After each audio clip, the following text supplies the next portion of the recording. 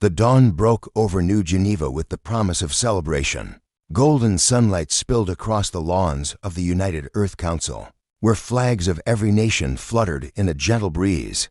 Children, dressed in ceremonial robes embroidered with the emblem of the peace dove, performed a morning dance, feet tapping out rhythms that had evolved from centuries-old folk traditions. Music halls across the globe prepared to broadcast the symphony specially composed for the serene occasion, the Millennial Overture, whose soaring strings and resonant brass had become the unofficial anthem of a world unshackled. From for 1,000 years, humankind had known no armed conflict. The Great Concord of 1025, signed amid smoldering ruins that once were the capitals of rival superpowers, had inaugurated an era of disarmament and unity. From that day forward, soldiers laid down their weapons and joined rebuilding efforts. Scientists dismantled the last stockpiles of nuclear deterrents and repurposed particle accelerators to power fusion plants. Economies shifted their focus from arms manufacturing to sustainable technologies and space exploration. Underwater cities bloomed in the Pacific. Desert plains bloomed again under drip irrigation, and humanity, after millennia of violence, finally embraced a collective heartbeat of progress. At precisely 7 o'clock Greenwich Mean Time, screens in every home and public square flickered to life. President Amara Singh, the youngest leader ever elected to the council, appeared with General Malik Azim, the only uniformed official on the dais. Cameras zoomed in on Malik's medals, a testament to his early career quelling scattered insurgencies. On the fringes of humanity's reach, now retired, he served as Earth's chief defense advisor. Fellow citizens of Earth, Amara began, her voice steady yet warm. Today we celebrate the peace our ancestors fought so hard to attain. Let us honor their sacrifice by recommitting ourselves to compassion, understanding, and the unbreakable bond that unites every person on this planet. 1,000 years ago, we chose hope over hatred. Today, that choice endures. Applause thundered, not from the polished columns of the council chamber, but from millions of voices worldwide. In Rio de Janeiro, dancers leapt from carnival floats emblazoned with the peace dove. In Nairobi, market stalls offered free meals beneath banners reading, "Peace feeds the soul." In Beijing, holographic dragon symbols of renewal wound gracefully through skyways, trailing ribbons of light. By midday, the festivities had crescendoed into a tapestry of global joy. Hovercraft tours over the Amazon basin showcased reforested expanses. Submarine observatories in the Indian Ocean welcomed families to watch dolphins and manta rays glide by. Social media feeds overflowed with images tagged number 1,000 years strong and hashtag Peace Day 30-5. Even on the moon, where the lunar colony hosted zero-gravity games, the colonists reveled, tossing luminous spheres that arched against the black sky like fireworks. Back in London, at the Royal Astronomical Society's newly commissioned observatory, Dr. Lena Kovacs monitored the stars. Humanity's telescopes, networked into a single virtual ray, scanned the cosmos for potential threats and, more recently, for neighboring civilizations. Over the decades, faint signals had teased the possibility of intelligent life beyond Earth's cradle, but none persistent enough to confirm. As chief exobiologist, Lena reviewed spectral data with a sense of longing, yearning for the day when humanity might finally meet its cosmic peers.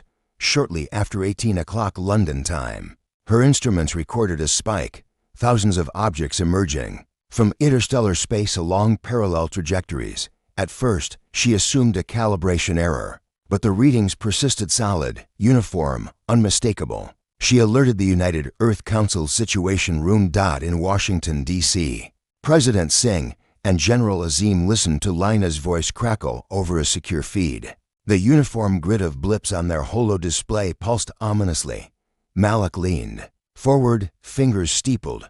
"Could be a meteor shower," he suggested, though his tone betrayed doubt. "Not natural," Lena replied, pointing to velocity estimates. "These craft are accelerating under power, matching orbital insertions over every major landmass within minutes." Amara's jaw tightened. "Have we lost stealth detection capabilities? Why wasn't this intercepted earlier?" "Because it's new tech," Lena said, something beyond our current defense matrix. And President, your public address is already scheduled in 30 minutes. A hollow pulse beat in Amra's chest. Let it run. We can't ignite panic on peace day, but ready the rapid response fleet. And get me the joint communications corps. Asterisk asterisk. As dusk settled over the Amazon basin, villagers gathered around bioluminescent lanterns to hear President Singh's pre-recorded message. Families shared cassava bread and grilled fish. Children chasing fireflies in the humid night air. When the message began, voices hushed. My fellow Earthlings, today we mark 1,000 years of peace.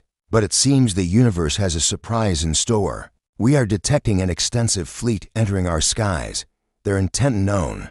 Static crackled. A shimmer passed over the broadcast screens. The hush deepened, pregnant with fear. Then, without warning, every screen across the globe went blank for exactly 7 seconds. People gasped. In Rome, a gondolier paused mid-row. In Mumbai, devotees at the Ganges riverfront stopped their prayers. 7 seconds of absolute silence, the kind that roared in human ears louder than any noise. When the screens returned, Earth witnessed what no generation had prepared for: an endless matrix of alien vessels, hovering like silver monoliths against the night sky. They were sinewy, arrowhead-shaped, each one the length of a city block. Between them glowed faint blue blossoms, their thrusters idling in perfect suspension. And then, a voice. It resonated through every speaker, every earpiece, every device flat. Cold, authoritative. Humans of Earth, we are the Krelax Alliance. You have grown soft in your complacency. Your peace is a lie, a weakness. We declare war. Silence rang for a heartbeat longer, then crackled with disbelief. A woman in Seoul dropped her knitting needles. A cafe owner in Madrid let the espresso machine sputter. A teacher in Cape Town stared wide-eyed at her class. Moments later, the global reaction ignited, but not in terror. Instead, as if on cue, the first ripple of laughter broke out. A child mimicked the alien's stilted pronunciation. We declare war, ha! Soon, the laughter spread, escalating into guffaws. Late-night shows, live in prime time on Peace Day, instantly pivoted to comedic relief. Memes exploded, faces superimposed onto alien helmets, punchlines mocking their dramatic entrance. In Lagos, street musicians turned battle drums into funk, grooves celebrating Earth's most entertaining invaders. In Vancouver, an indie game studio live-streamed Krelax Kart, a parody racing game where racers dodged alien ships to score points. In the United Earth Council chamber, Amara and Malik exchanged baffled looks. The transmission ended. The holo display dimmed, and the counselors leaned into their laughter. Malik shook his head, a slow grin forming. Well, Madam President, it seems they've misjudged our true weapon. Amara steepled her hands, mind racing. Amid the hilarity, a spark of clarity flared. Humanity's greatest strength had never been in shields or missiles, but in unity and adaptability. As laughter echoed through the halls and across continents, she whispered, almost to herself, then, let's show them just how powerful laughter can be. And so, as the Krelax ships loomed silent and unblinking above, Earth's first salvo was not of bullets or beams, but of mirth echoing across the planet in unison, an invitation. If you wish to wage war on Earth, be prepared to face our laughter. The moment the Krelax struck, Earth collectively held its breath. Exactly 6 hours after their forbidding declaration, at 4:37 UTC, the sky across every continent lit up with streaks of cerulean blue energy. From the Arctic tundra to the plains of Patagonia, the first salvo descended with impeccable precision, targeting military installations, power grids, and orbital relay stations. The aim was clear: sever Earth's defenses before any meaningful resistance could materialize. The Global Defense Response in the subterranean command bunker beneath Mount Fuji. Admiral Sora Nakamura watched streams of data cascade across her hologlass display. The primary energy beams, calibrated to incapacitate rather than annihilate, struck the advanced anti-energy shields humanity had painstakingly developed. Over the last 2 centuries, the shields, already active in a global networked grid, flared. Brightly, at Tokyo Command, every generator output spiked. rerouting power from civilian zones to the defense matrix. Shields are holding. Her lieutenant reported. Reflected energy dispersal at 87% efficiency. Good, Sora replied. Redirect surplus to civilian grid backup. We can't leave people in the dark. Half a world away. At the European Space Defense Center orbiting Earth in the Lagrange 1 station, Colonel Eleanor Rossi monitored the reflected beams from above. She tapped into the orbital turrets, preparing them to fire counter beams if any Krelax ships ventured too close. Yet as she watched the reflected energy dance across the nighttime atmosphere, a strange thought struck her. It looked beautiful. She found herself unconsciously recording the display on her Calm device.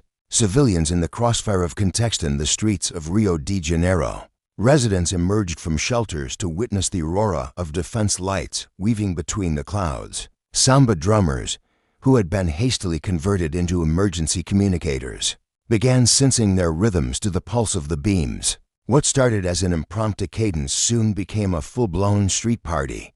Baile de los Rayos, they called it, the dance of the beams, and it spread through hashtags like wildfire.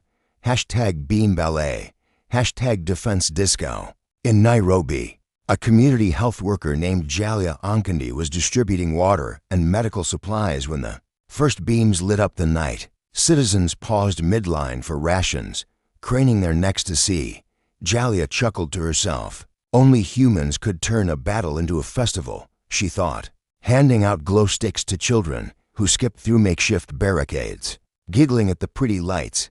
And in Stockholm, an underground art collective transformed an abandoned subway station into the Krelax Gallery, projecting the digital feed of reflected beams onto mosaic tiled walls. Graffiti artists incorporated them into murals, silver ships slicing through starless vaults, so that every incoming beam became part of a living, breathing artwork. Inside the Krelax command ship aboard the flagship Arcthal, Admiral Chirac roared in fury on the central holoscreen.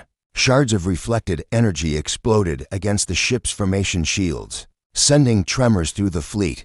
Why are they not panicked? He bellowed in guttural Krelax. His officers, slender creatures with bioluminescent eyes, shifted uncomfortably. One subordinate, Captain Schler, ventured an answer. Admiral, their behavior is anomalous. They are not reacting as expected to strategic strikes. Instead, they appear to be celebrating.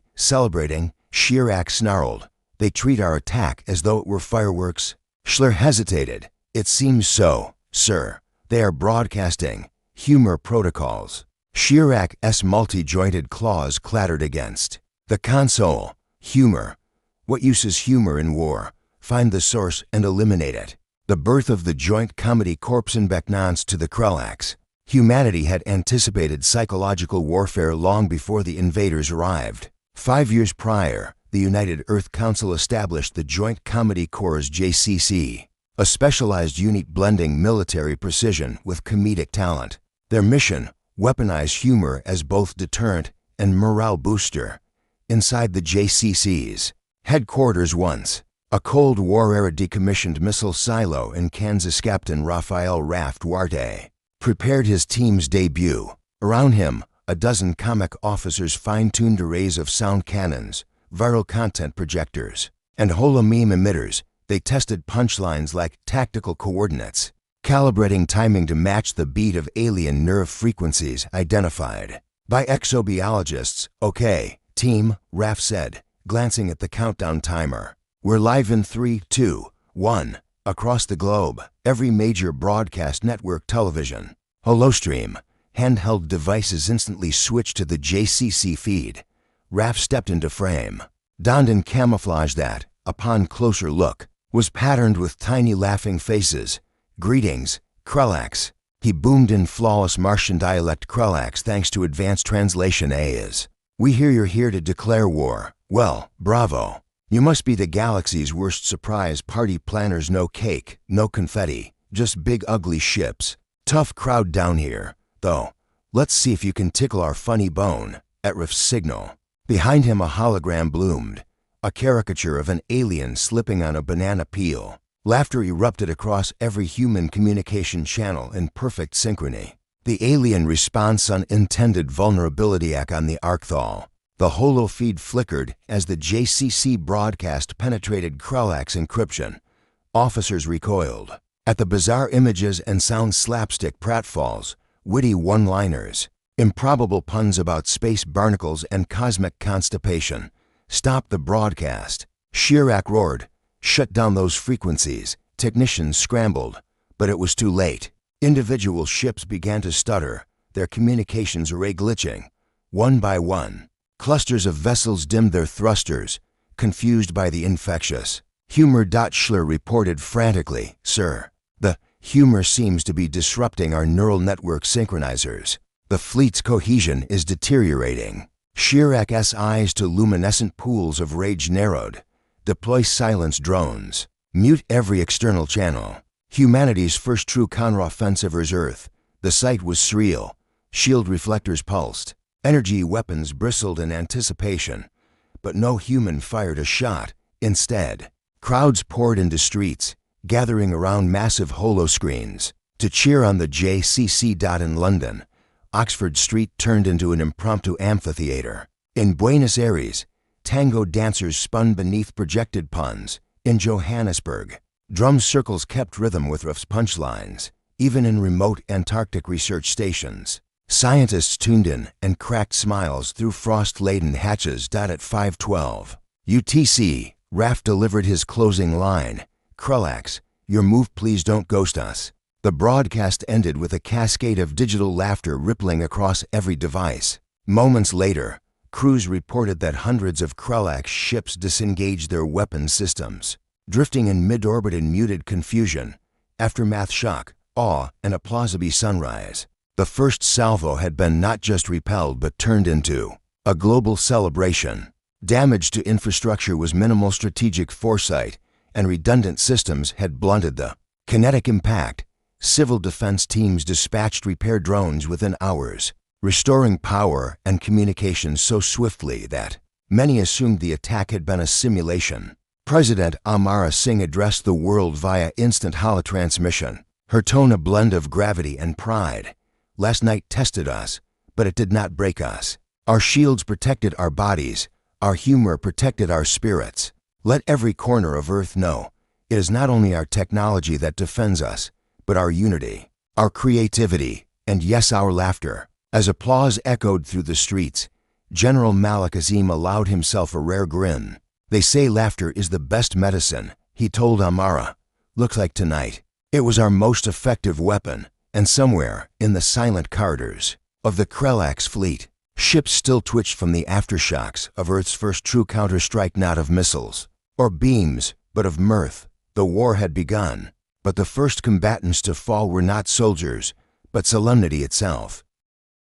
By the fifth day of the conflict, the skies above Earth shimmered not only with alien vessels, but with projected holograms, digital art, and laughter. If Chapter 2 had been the prelude testing human shields and human humor, Chapter 3 was the grand unveiling of humanity's secret arsenal, the humor hybridizer. The birth of the humor hybridizer in New Zurich, beneath the sleek curves of the Swiss Federal Institute of Exobiological Engineering. Dr. Marisol Hahn and her team raced against the clock. Weeks before the Krellak's arrival, Marisol had secured funding for a theoretical project, converting emotional responses, particularly joy, into tangible electromagnetic pulses. Dubbed the humor hybridizer, it was designed to amplify morale and, if necessary, disrupt hostile communications. But the device had never been tested beyond simulations, and certainly never under wartime conditions. As Krellak's ships hovered over the Alps, Marisol watched the oscilloscopes tremble, a live feed of human laughter from comedy clubs, family homes, and pop-up street stages flooded into the hybridizer's central core. Each chuckle, guffaw, and belly laugh was parsed for its emotional signature, then transmuted into a low-frequency pulse. A final calibration, and the first real-world trial would begin. "We have 15 seconds until broadcast," Marisol announced, voice steady despite her racing heart.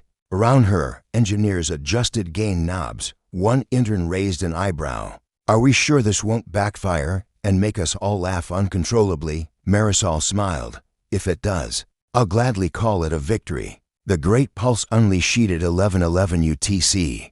A worldwide alert blinked on every device. Stand by for counteroffensive. Across every television, holostream, and personal HoloLens, the view shifted to the Swiss mountaintop facility. Marisol appeared on screen, framed by the sleek pod of the hybridizer.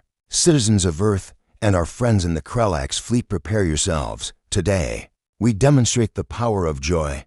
With a crisp nod from the UN's liaison officer, the hybridizer roared to life. A soft hum blossomed into a deep resonance, and then across every channel a synchronized wave of sound and light pulsed outward. Human laughter, amplified and refined, washed over the globe at near light speed.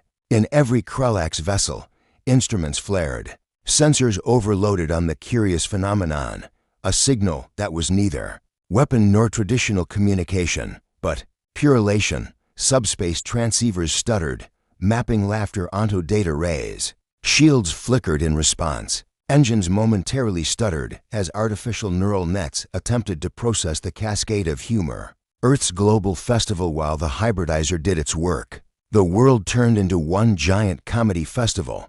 Persian street performers slipped comic routines into Tower Bridge-inspired pantomimes. Buenos Aires tango halls reoriented into late-night stand-up arenas. Nairobi's open-air theaters pitted poets against meme lords. In Roast the Invader competitions, even Antarctic researchers, huddled in thermal gear, traded jokes over satellite uplinks.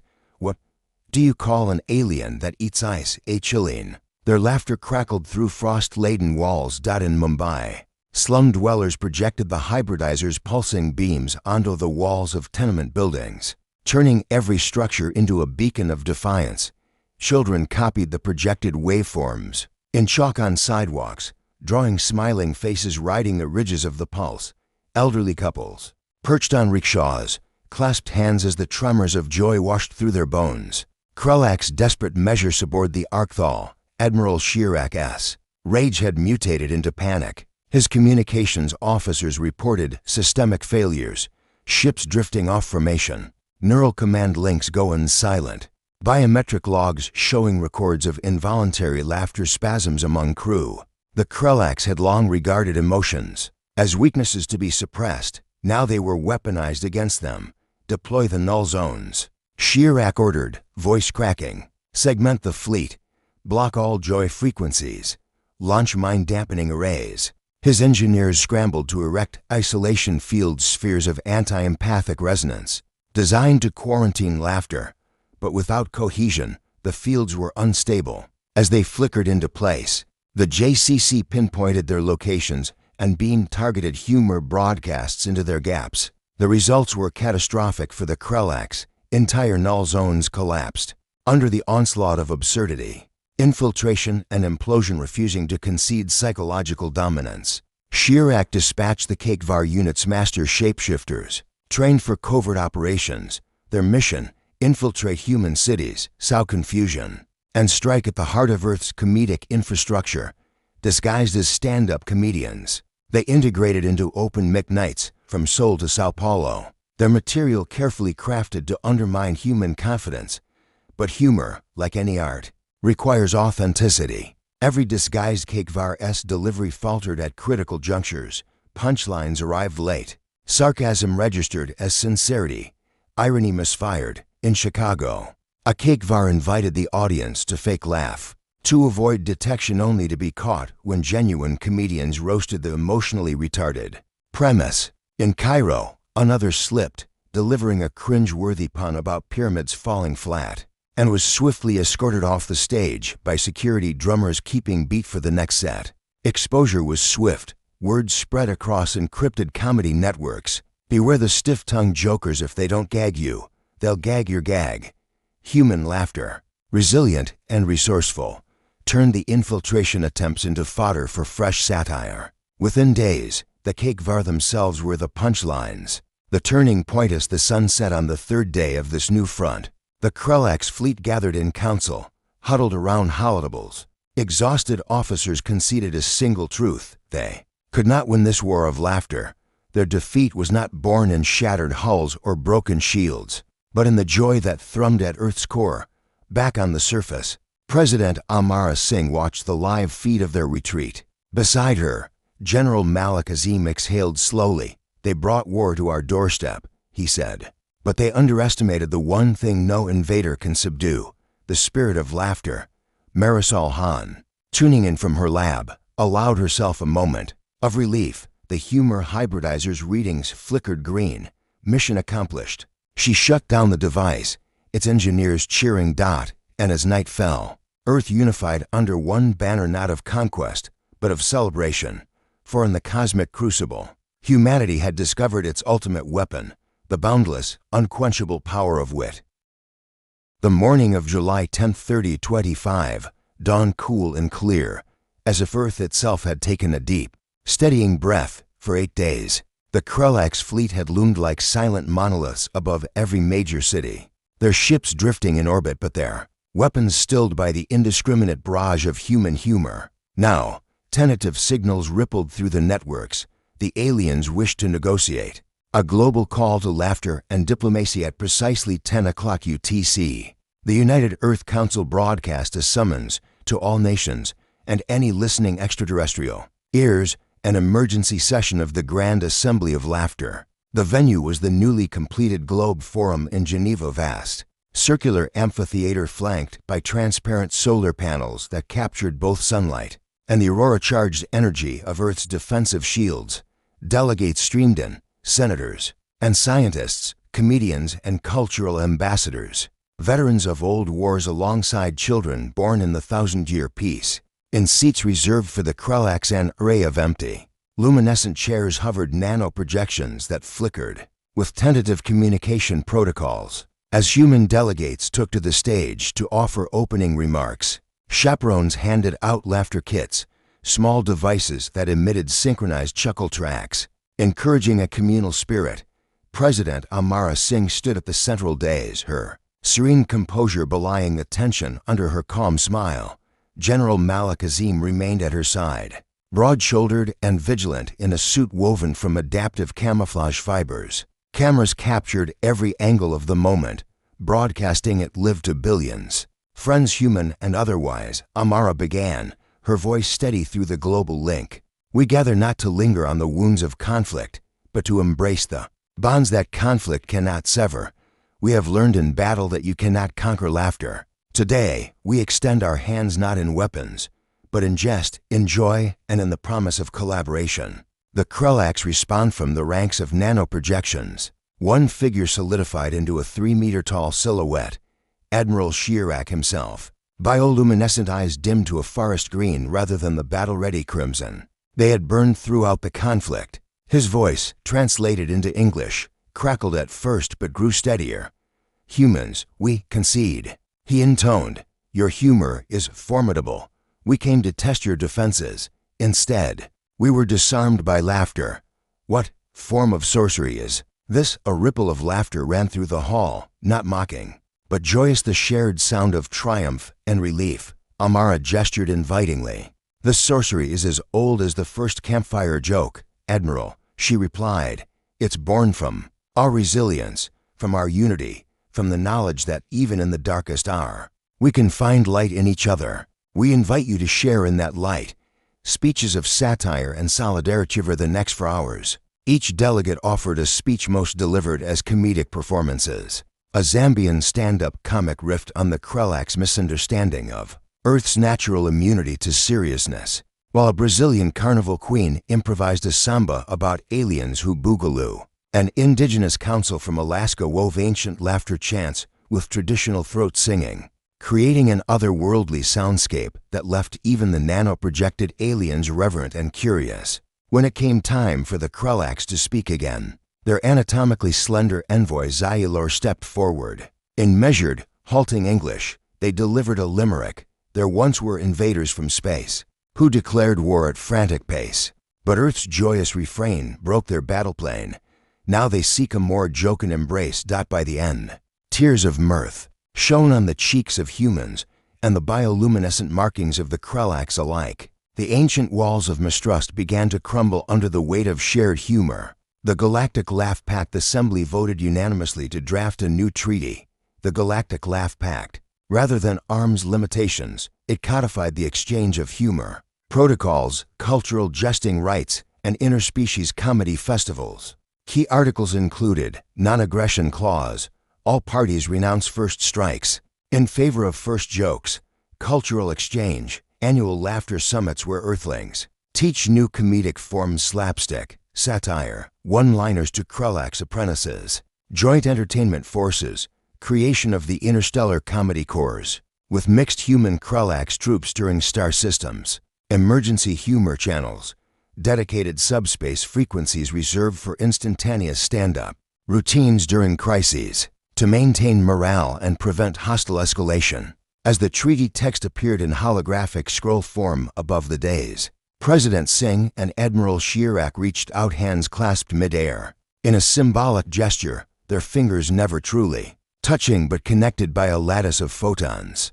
With a final flourish, each signed with a comedic flourish, Amara added a small doodle of a peace dove wearing sunglasses. Chirac etched a tiny arrowhead ship slipping on a banana peel. The dawn of a new era outside the Globe Forum. The world erupted in celebration. Holographic fireworks intertwined with laser light shows. Impromptu street theater troupes performed The Day We Laughed in the Face of War. Across time zones, people raised a glass of spiced tea in Istanbul, of fermented moonberries. In Luna City, to the triumph of mirth. Back in her office, Marisol Han received a transmission from the Krulak's R&D chief, requesting blueprints for the humor hybridizer. She replied with a grin, "Let's make the universe smile together." In Kyoto, Admiral Sora Nakamura high-fived her communications team as they tested joint human-alien drill. Routines, half tactical maneuver, half dance number. And somewhere on the far side of the galaxy, news of Earth's victory reached civilizations long isolated by cosmic distances. Word spread of a planet that wielded laughter as its greatest defense. Queries pinged at listening posts. Do you have a sense of humor? Can you teach us your jokes?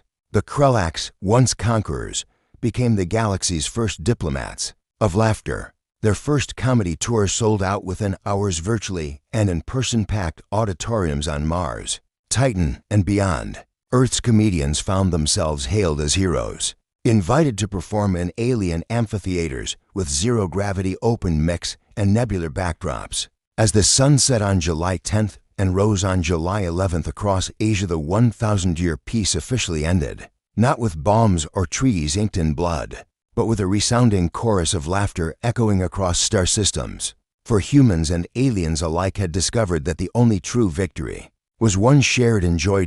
And so began the next chapter of cosmic history. Not a war, but a carnival. Not a siege, but a seance of stand-up. Not a declaration of conquest, but a pact of punchlines. In the grand theater of the universe, Earth's greatest performance had only just begun.